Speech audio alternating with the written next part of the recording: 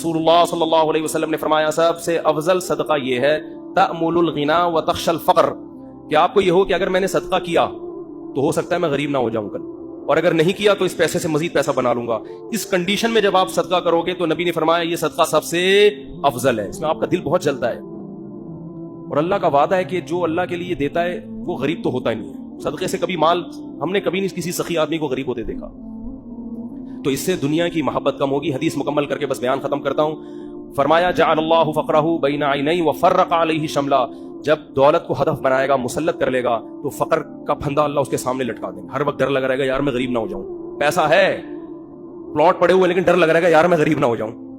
دوسرا فرمایا وفرق علیہ شملہ، اس کی فکروں کو اللہ بکھیر دیں گے۔ اتنی ٹینشن ہے، یہ کام بھی ہو جائے، یہ بھی صحیح ہو جائے، یہ والا بھی ہو جائے، پتہ نہیں سارے کام ٹھیک ہوں گے، ایک اٹکا ہوا ہوگا اس کی وجہ سے ٹینشن۔ وہ یہ نہیں دیکھ رہا کہ میرے سارے کام ٹھیک ہو رہے ہیں، چلو ایک نہیں ہوا تو کیا ہے، تو اس کی فکروں کو اللہ بکھیر دیں گے، اسے پتہ نہیں چلے گا میری اصل ٹینشن ہے کیا، مجھے سکون ملے گا کس چیز میں، اتنی فکریں۔ اور فرمایا وَلَمْ يَأْتِهِ مِنَ الدُّنْيَا إِلَّا مَا قُدِّرَ لَهُ، اور جس دنیا کے پیچھے بھاگ رہا ہے ضروری نہیں کہ وہ بھی مل جائے، ملے گی اتنی جتنی اس کے مقدر میں اللہ نے لکھ دی ہے۔ یہ جو دنیا کے پیچھے بھاگ رہے ہوتے ہیں تو سب کو پیسہ تھوڑی مل جاتا ہے، بہت سے تو وہی موت تک روڈیں ہی ناپتے رہتے ہیں، سڑکیں ناپتے رہتے ہیں، ہاتھ میں کچھ بھی نہیں آتا ان کے۔ فرمایا ملے گا اتنا جتنا اللہ نے لکھ دیا، تو ٹینشن لینے سے کوئی فائدہ نہیں، تو ٹینشن نہیں لو بھائی۔ آپ کو کیوں نہیں بھائی آپ کو صبح آپ نے پراٹھا کھا لیا انڈے کے ساتھ، دوپہر کھانا مل گیا، رات کھانا مل گیا، ضرورت تو 2 وقت ہی مل 3 وقت رہا ہے، انجوائے کرو، مزہ ہے، کیا خیال ہے؟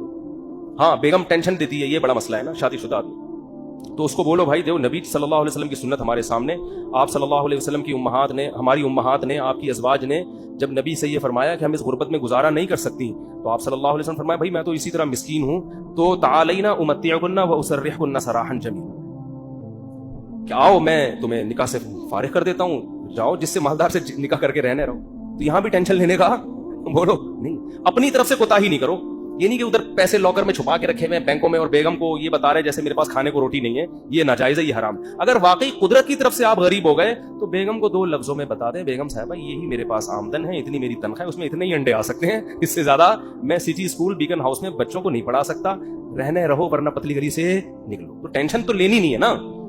صاحب نے مجھے کہا کہ بھائی میرے پاس پیسے ہی نہیں بچتے، انڈے کے پیسے نہیں ہے میرے پاس، میں بچے کو بیکن ہاؤس میں سٹی اسکول میں کیسے پڑھاؤں؟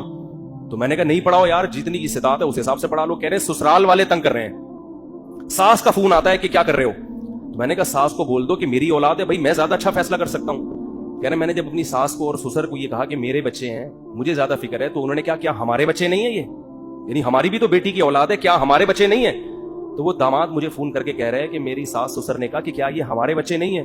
تو حضرت اس بات کے آگے میں کیا ہو گیا؟ خاموش۔ میں نے کہا یہیں سے تو بات شروع ہوئی تھی، یہیں سے تو بات شروع ہوئی تھی۔ ان سے کہتے یقیناً آپ کے بچے ہیں، لہذا آدھی فیس آپ اور آدھی ہم دیں گے۔ زبردست کام ہو گیا، آٹو بچے ہو گیا۔ میں نے کہا انہوں نے تو خود جواب دے دیا، فری پھوکٹ کے بچے تو سارے محلے کے اپنے بچے بنا لو۔ میں نے کہا ان سے بولو سٹی اسکول کی آدھی فیس آپ دیں گے کیونکہ آپ کے بچے بھی ہیں، ورنہ صرف مشورے کی حد تک نہیں ہوتا یہ۔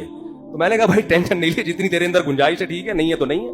تو اللہ سے دعا ہے، وقت پورا ہو گیا، ٹاپک پھر اگلے ہفتے انشاءاللہ مکمل کریں گے۔ اللہ تعالی ہم سب کو سمجھنے کی، عمل کی توفیق عطا فرمائے۔